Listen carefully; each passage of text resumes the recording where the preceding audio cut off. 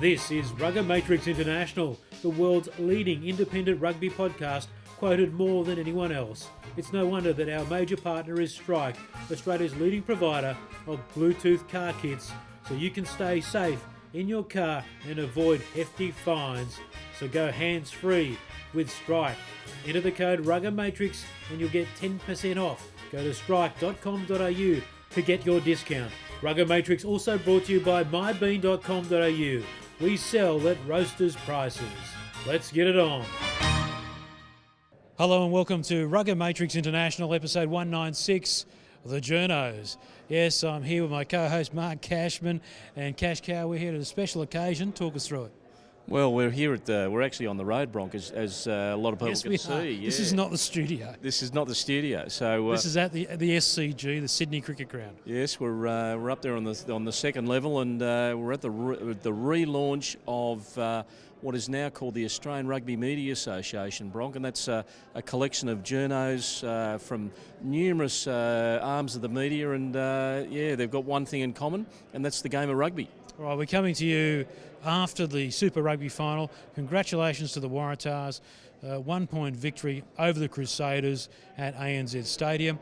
Now, this week, in a couple of days' time, the Bledisloe Cup, Bledisloe 1, will take place at the same stadium. A lot of the same players. Can the Wallabies win? Well, they've named their team, and Kurtley Beale has now moved to the starting side, and he's playing 10. The hero of the Super Rugby final, and Bernard Foley, is off the bench. Surprised, Mark Cashman?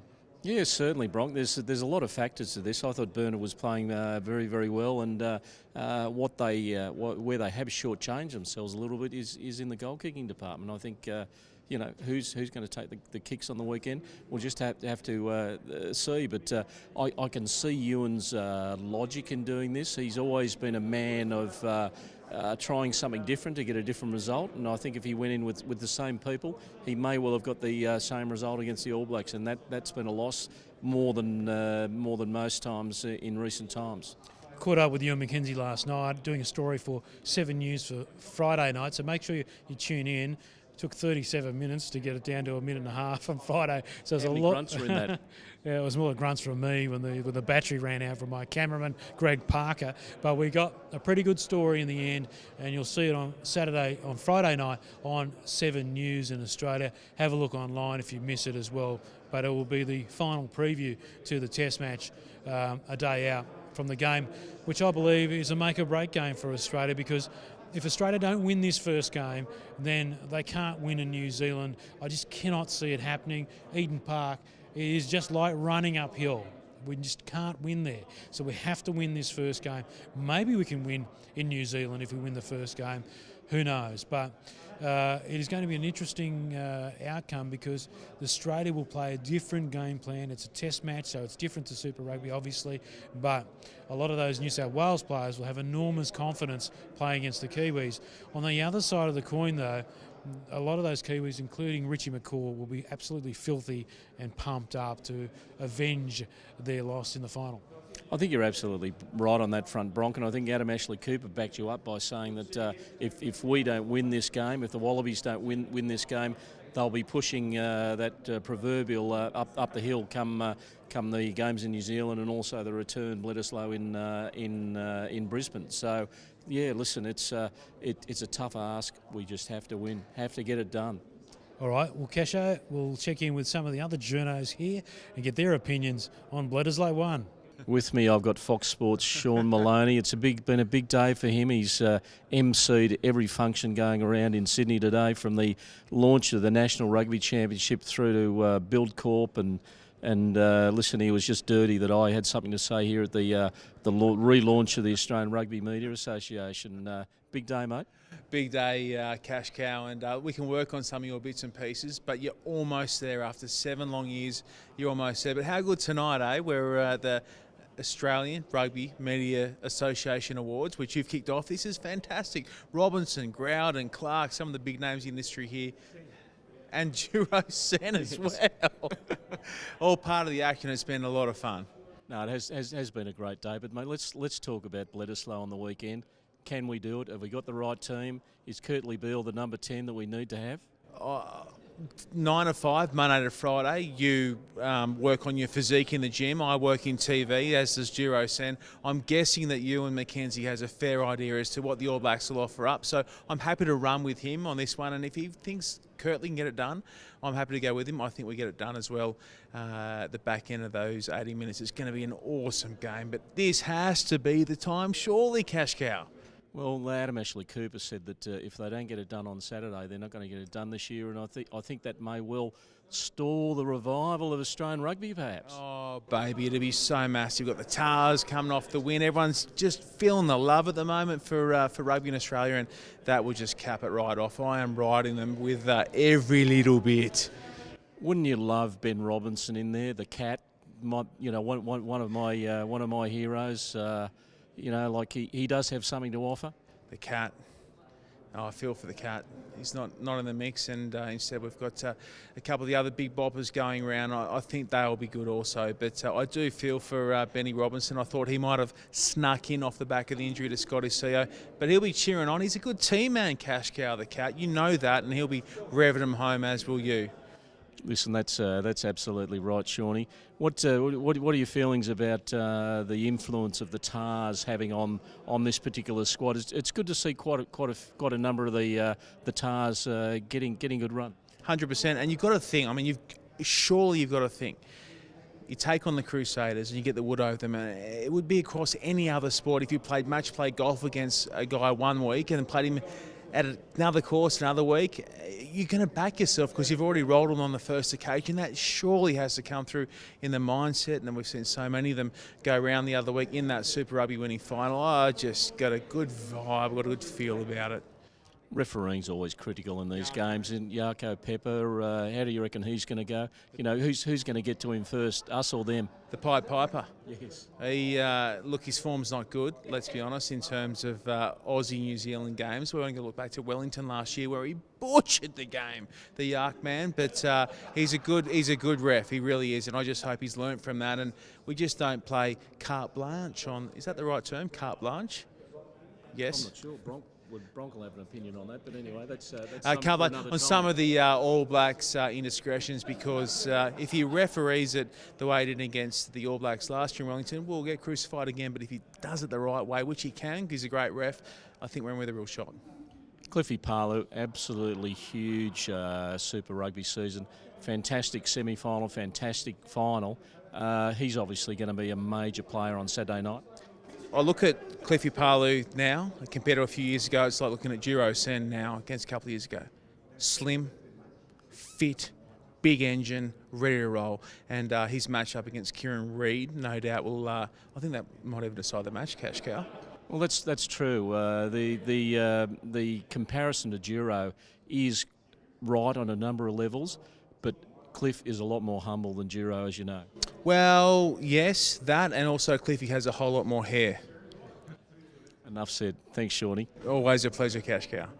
With me, I've got Iain Payten from the Daily Telegraph, fresh from the Commonwealth Games, and also here at the relaunch of the Australian Rugby Media Association.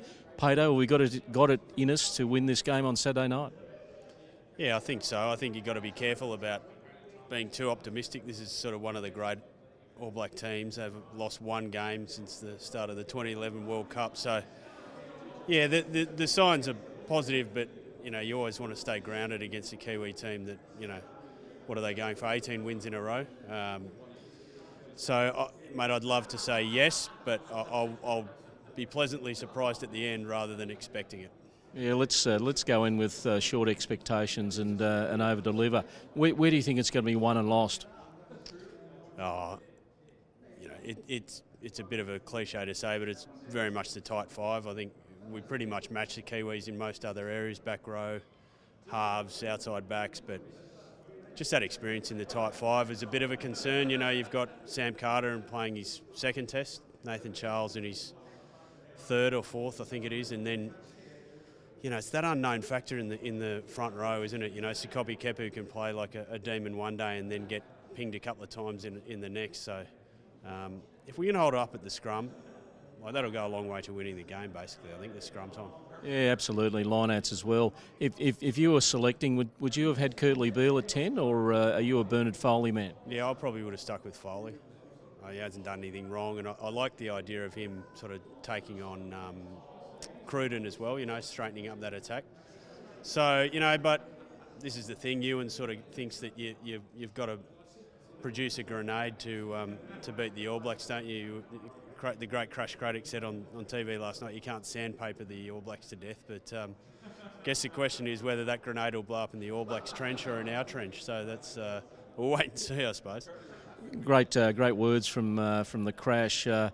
Matt Tamua has been an important part of this mix. He's the one that pulls it together in Ewan's eyes. Important part of the mix there. Yeah, I reckon he's one of the first picked now. Tamua, he's the glue of that back line almost. He's defensively, he's a triple threat. He's defensively incredibly sound. His ball playing ability is second to none. He can also run the ball. He's a really big unit. So, and he's a smart kid to top it all off. So, if we're going to build some sort of success over the next few years, it's definitely going to be around a guy like that. He's not as flashy as your Beale or your Foley or even a Folau or those sort of guys. But he's, as I say, he's got that complete package, and that's what you need. When you want, calm decisions under pressure and the right option. And he plays 10 down at the Brumbies under Stephen Larkham, and there's a bloke who knew how to take the right option, and he's got a really good head on his shoulders. So yeah, a really important man to answer your question. Yeah. Busy couple of weeks for Michael Hooper, captaining a Super Rugby Championship winning side, and then straight into the Wallabies. Has you been to training this week? Has he got his head on? Yeah, he's a fairly sort of lackadaisical character. You can never really tell, can you? But the great thing about him is, have you seen him play a bad game? Basically, I haven't. Certainly. It's been about 3 or 4 years since the bloke sort of came up under George Smith, and I don't think I've seen him play a bad game. So that probably answers the question. In terms of his leadership skills, I think it's all about how he plays. Everyone looks to him to sort of take the lead on the field, and they take inspiration from that. So I expect more of the same from him, to be honest. And if he does, it goes a long way. You want a couple of. They always say you want, 4 or 5 World 15 players in your team to be a successful team or win a World Cup or whatever it is. He's one of them, isn't he? So. He'll be hugely important. I think he's got it all over Richie McCaw at the moment. And if he can dominate in a game like he has done for the Waratahs, that'll go a long way for the Wallabies. 2 or 3 points in it, or a blowout? Oh no, they're always about 2 or 3 points. It'll definitely go. It'll be one of those sort of games decided in the 70 to 75th to 80th minute. As they always are these days. It's very rare that a game's decided by the 60th minute these days, is it? So, I'm not sure. I really want Australia to win, to do great things for Australian rugby, but it will be tight, and it'll come down to them holding their composure and not getting rattled. They'll get behind at some point, a little bit like the Waratahs, and just sort of having a lot of belief in what they're trying to do. You've still got Bernard Foley on the bench, which is important. So, and guys like Will Skelton, and that's probably something that's probably gone a little bit unnoticed, is the strength of the bench. Benny A's on the bench. Guys like, we'll wait and see who they pick, but Higginbotham's a contender. There's a fair bit to add at the back end of the game, and that could be a pretty crucial factor, I think. Absolutely. Thanks, Payten. No worries. With me, I've got ESPN's Greg Growden. Who's going to win on Saturday night, mate? Well, I think the All Blacks will win, primarily because of the pack. I'm a bit concerned about the Wallaby pack, but I'm happy that Bill's going to get a chance, and Ewan's stamping a different type of team. So it'll be tight, but the Blacks, unfortunately. Who's going to do KB's tackling in the middle of the field? I think the assortment of players. I think you'll see Rob Horne there. I think you'll see Pat McCabe there. I think you'll see Ashley Cooper there. I think you'll see Nick White there. You'll see everyone there except Kurtley Beale. That's probably right. Who's going to win the battle of the packs? Mate, the All Blacks, mate, simple as back. That my concern is that, where's Ben Robinson? What is going on there? Some of the reserves bench looks a bit of a worry. You had Robinson there, who was up against the Canterbury Pack a week or two ago, looked good, and that's my concern. The tight five is where I think the All Blacks are going to have the ascendancy. I know the Wallabies want to do interesting things like a bit of magic with Bill, but they need front foot ball.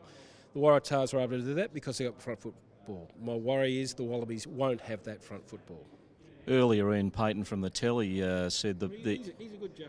Yeah, we agree too. That's why we had him on the show. So he said that the benches is going to be critical throughout the game, and that he feels as though the Australian one is pretty handy. Yes, well, Will Skilton there. Yes, it's going to be interesting to see who gets knocked out. The seventh, there's one player there, and I'd like to see Higginbotham there. I'm a bit of a worry that he may be the one to get knocked out. It's not a bad Australian bench. I'm just a bit worried about the reserve contingent among the front rowers. That's my concern. Is Australian rugby back? Give it 48 hours. I think it will be back if they win this game. If not, we're still going to be on a sort of like a conveyor belt again, because the concern is after this game we go to Auckland, and the last time Australia won in Auckland was, I think, when Captain James Cook lobbed in Australia. They just can't win there. Well, that's very much the case. The All Blacks will always be hard at home, and I don't know how many they've won in a row at Eden Park. It's a phenomenal record, really, isn't it? It's in the mid-20s. They've been winning since you've been growing that beard. How long have you been growing that beard?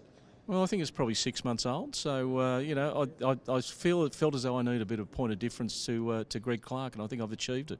Yes, I agree. Thanks, Greg. Thanks, Pinky.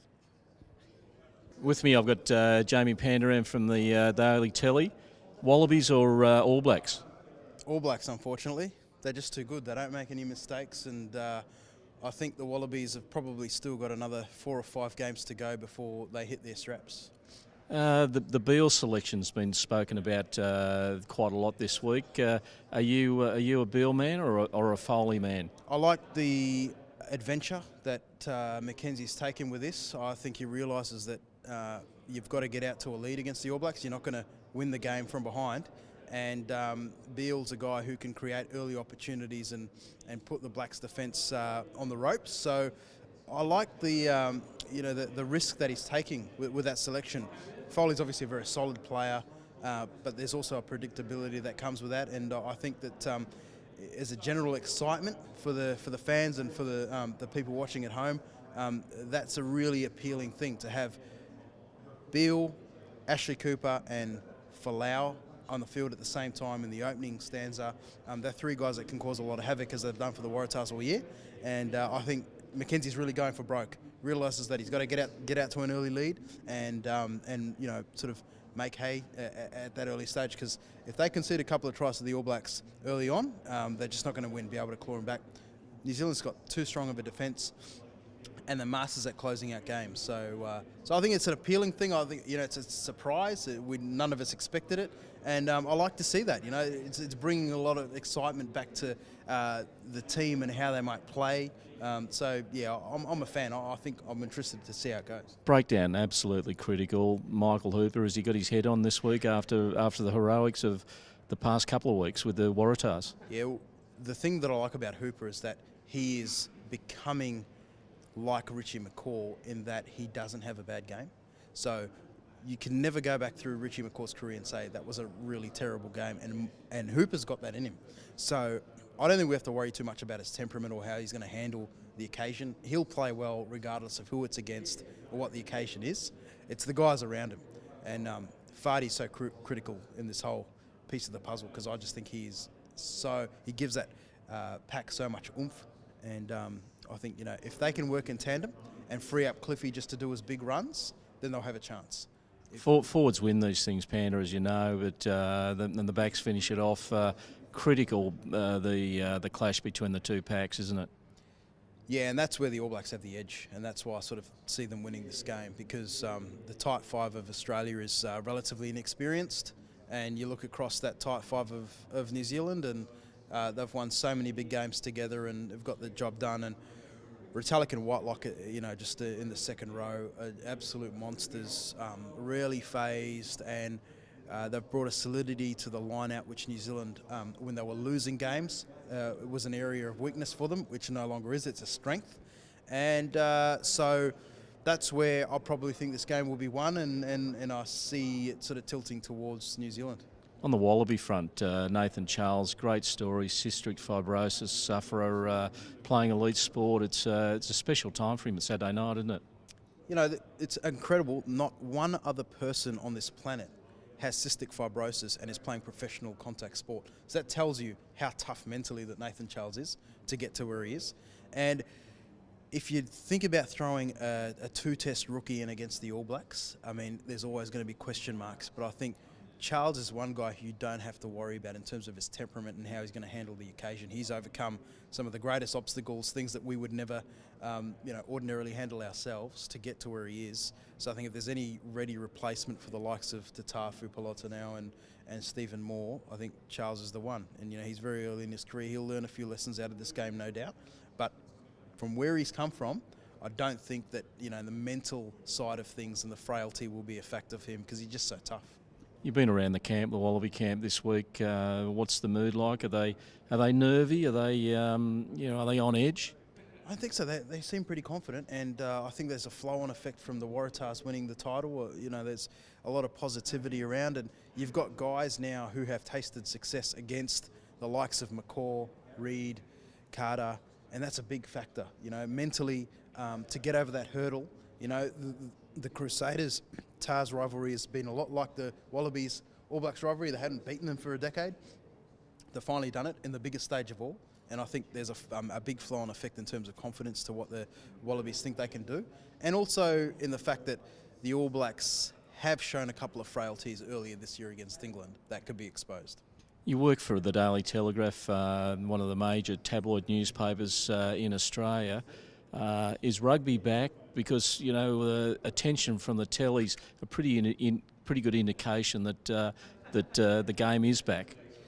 Yeah, I'd say so. I think you're right about that. And we started off this year, in our usual place around where the details and the crosswords were, and moved our way to the back page on a lot of occasions towards the end of the year. So from that perspective, there's real excitement, and there's excitement because the Waratahs played a really attractive style that resonates with general sports fans, not rugby fans. People can watch a rugby game now and be entertained as a general sports punter, and that's important. And that's what gets people to the games, grows your audience, and and allows riders like myself at the tally to get the exposure that we really want, because at the end of the day we're still fighting to get publicity and love for rugby, and the Tars have done a great job, and now it's time for the Wallabies to hopefully capitalise on it. Let's hope so. Thanks, Panda. Cheers. All right, well done, Cash Cow. We interviewed all the greats there. As we wrap up the show, short and sweet, but we thought we'd just save this week's show for our little gathering. So once again, this is the reformation of a pretty important group that sort of went by the wayside in Australian rugby media, and I think it's a good sign that the game is in a better state that we can do this now. But Bronk, that's absolutely right. What used to be called the Australian Society of Rugby Writers is now called the Australian Rugby Media Association, which is reflecting just the different nature of the media at this point in time. Instead of just having a couple of newspapers and the occasional TV input and radio, we've got websites, we've got bloggers, we've got all sorts of things, and it's good to see the roll-up we had here tonight, and a special thanks to Phil Heads from the SCG Trust who put it on for us. So let's hope the association's continuing. Absolutely. Thank you very much to the Sydney Cricket Ground Trust. So that is it for episode 196, the Journos. A few predictions there. I think it's going to be tight. It'll be decided very, very late. And I, like Greg Growden, fear that the All Blacks will win. I said that the boys from Christchurch will win the final. So I'll say the All Blacks will win, which means maybe the Wallabies will get up. Do you like that logic? Your predictions haven't been great these past couple of weeks, but let's see how we go. It's 80 minutes. There's 15 blokes out there, 30 blokes, and a referee. So let's hope that the 31st man doesn't play too much of a role, and we actually get this Wallaby win, which is great for the game. All right, thank you. And behind us here is one of the bars, the Brewers Pavilion. What did you have? I had some fat yaks. Don't have too much. Don't have too much. All right, that is it for episode 196. Thanks for your company. We're back next week. We'll be catching up soon with Nemani Ndolo in Japan as well. Lots to talk to him about. His new contract with the Crusaders and, of course, Fiji qualifying for the Rugby World Cup as well. So we will have plenty on the plate next week after Bledisloe 1 and the start of Tri-Nation. So, Casho, thank you. Thanks, Bronk. Looking forward to it. All right, and well done on reforming this association. We'll see you next week. Enjoy your rugby.